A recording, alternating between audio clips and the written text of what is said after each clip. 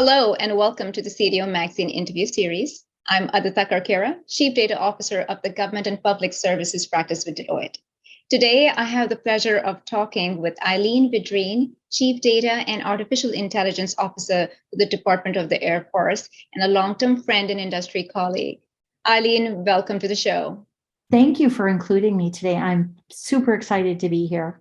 I think the women who are listening to this show would not be happy if I didn't specifically ask, what advice do you have for women who are in data today or women who are considering getting into the data or the AI field today? Well, there is so much opportunity, but you have to be ready. And so that commitment to career-long, lifelong learning, I think is really critical when you're thinking about emerging tech.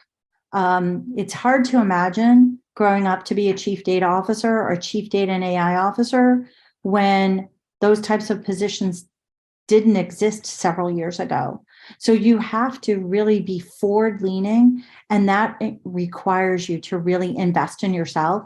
And sometimes when we get busy with day-to-day life, it's really easy not to make that investment. So if you want to be ready, you have to make that investment. The other piece that I encourage folks is keep your technical roots. As we move up the managerial and executive career paths, it's very easy to lose your technical roots, but I think it's important. Keeping that technical baseline, I think, offers additional opportunities that if you don't have that technical baseline to build from, can be a decision. It could be the decision of whether you get an opportunity or not. So trying to find that balance between moving forward, but not losing that technical baseline. And that it's a commitment. And I know that it's a commitment, but I also know that it's absolutely doable. Great advice, Eileen.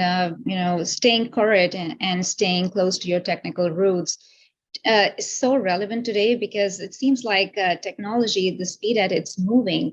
I feel like if I'm not learning something new every day, I'm behind. So thank you for that great advice. Now, you've been in the role of the CDO for a few years now with your expanded portfolio of CDO and AI. What advice do you have for other CDOs who are maybe just starting on that journey or are not CDOs and are aspiring to be CDOs? What are some lessons learned that you want to share with them? Well, I think I already talked about the first one is you have to be ready. You have to really be up to date on your skills, and you have to strive to stay current, or even you have to be forward-leaning every single time. But the other piece that I tell folks is you have to foster relationships. I know that as data and AI or technical professionals, sometimes we love the tech. We may not want to do that people piece, but people are your most valuable resource, both in your organization and externally. Because when you have great working relationships with peers and colleagues across the board, you can leverage their great work as a springboard to take an initiative and move it forward. You don't have to start from ground zero every single time. You can take great work from another group and really accelerate that change, but it begins by having the conversation. So I encourage my team and the people that I mentor to make sure that they're making that investment in what I would say data professional and AI professional relationships, because that I think will help them accelerate the change in their culture, in their organizations that they're looking for. How did I get my job? I literally applied to USA Jobs, okay? I knew nobody in the Air Force, okay? And, but I applied and somehow I got selected, okay? And that's why I like to say I was bold and intentional. Well, some people get their jobs because they know people. That was not me. My daughter was a second lieutenant in the Air Force. I literally had no connections. I had no inside baseball, but I did my homework for my my interviews. I didn't know, I didn't know a lot. So I went out and I used my network to absolutely be prepared for my interview. And for me, it worked.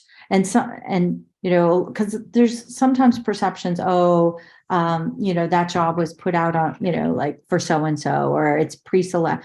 Like I don't think that's true. I think that if you don't put your name in, you're not going to get the You're not opportunity. going to get there. Yeah. You're not going to get the opportunity. And sometimes you interview for a job and you don't get the job that you applied for, but you put your name in the hat and they remember you for the next opportunity. But I knew I was ready for my next step. And so I just, I saw this opportunity and I put my name in the hat, and I did, I will be honest, I got lucky. Okay. Not everybody gets lucky. Right. I got lucky. It is truly an honor to serve in this role. It's the art of the possible. I mean, I did this event for CDAIO magazine last November, and I had a young lady in the audience ask me a question, and like the audience, Adita, was not that, there weren't that many women in the category. So she kind of Yeah. asked me the women question. Yeah. And I told her that, I started my journey as an enlisted soldier, got Yeah. commissioned, went out to industry academe, came back to government service after 9/11, became the chief data officer in the for the Department of the Air Force. Just got to do this detail serving the federal CIO. Only in the United States of America is something like that possible. I mean, if you Upset. think that there are other countries that maybe you can do that, but I'm the daughter of a construction worker and my mom was a medical transcriptionist. And together they put 5 kids through college. They knew that education was an investment. And so I am truly, truly grateful to have this opportunity because if I lived someplace else in the world, it wouldn't have been possible. And so but we are at a point where I really, believe that if you put in the work and you work really hard and you do the work and you put yourself out there, you Right. will have, it may not be every opportunity for every person, but I really believe that that art of the possible is really true for us in the United States. And maybe it's because of my service and I've been to other countries and have seen the difference, but people come to the United States for a reason. And because we do have amazing opportunity. And I'm just grateful. Like my parents sent me to, invested and let me go to college. And that doesn't happen everywhere. I think that was beautiful. I think that was really well said. I know you've talked about several initiatives right now that you are championing with the Department of the Air Force.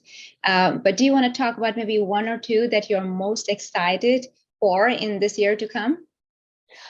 Well, I really think that the art of the possible, really looking at AI, being AI ready by 2025 is a critical milestone. And we're putting my team and airmen and guardians are doing the work to really be AI ready by 2025. We talked about the MIT AI Accelerator and some of the challenges, but we also just this fiscal year in December of 22 launched ADAX, which is our autonomous data and AI experimentation proving ground, where we have airmen at Eglin Air Force Base actually taking some of our pathfinders and scaling them out at the next level to take that crawl, walk, run approach. I experimented. Now I'm going to scale it out to the next level to really make sure that we have actionable data and actionable AI. And so I think that as we iterate using that agile development process to take experiments and continue to scale them out, it's a really exciting time because we see data and AI in action. I think that's really exciting, and you're absolutely correct. Like for data leaders and AI leaders in this space, this is probably the most exciting time that I've been part of so far. Thank you so much for sharing your perspectives, your experiences, and your thoughts with the audience today. I know I'm walking away feeling inspired and really motivated right now. So hope to continue on with the conversation, Eileen, at some other point. And for the audience, please continue to visit cdomagazine.tech for additional interviews. Thank you, Eileen. Thank you for including me today. I really appreciate data and AI are team sports.